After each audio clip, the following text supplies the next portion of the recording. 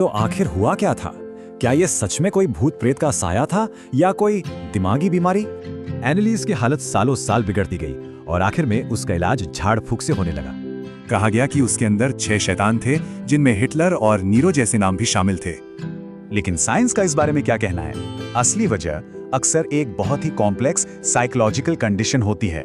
आज medical science में इस हालत को डिसोसिएटिव आइडेंटिटी डिसऑर्डर यानी DID कहा जाता है। पहले इसे मल्टीपल पर्सनैलिटी डिसऑर्डर कहते थे। नाम इसलिए बदला गया ताकि असल प्रॉब्लम समझ आए। हमारी पहचान बनती कैसे है? साइकोलॉजिस्ट कार्ल रॉजर्स ने इसके 3 मुख्य हिस्से बताए हैं।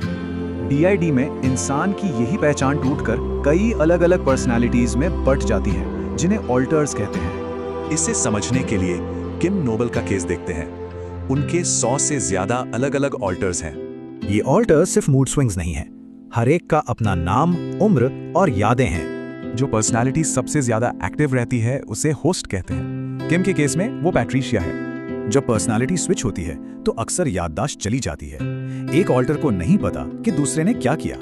तो सवाल यह है कि आखिर किसी का दिमाग इस तरह टूट क्यों जाता है? इसकी जड़ क्या है? रिसर्च बताती है कि करीब 90% DID मामलों के पीछे एक ही बड़ी वजह होती है, और वो वजह है बचपन का कोई बहुत ही भयानक ट्रॉमा, चाहे वो फिजिकल हो, इमोशनल हो या सेक्सुअल। डिसोसिएशन असल में दिमाग का एक तरीका है खुद को बचाने का। दर्द से बचने के लिए वो खुद को बांट लेता है।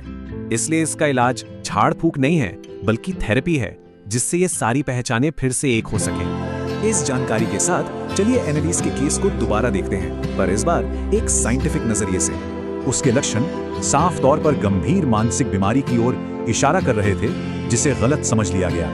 कोर्ट ने भी यही माना कि अगर उसे सही वक्त पर मेडिकल मदद मिलती तो उसकी जान बच सकती थी। इसलिए लापरवाही से हुई मौत के लिए उसके माता पिता और दोनों पादरियों को सजा हुई।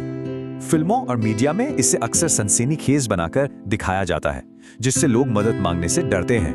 ये हमें सोचने पर मजबूर करता है, हमारी मान्यताएं हकीकत पर कितनी भारी पड़ सकती हैं।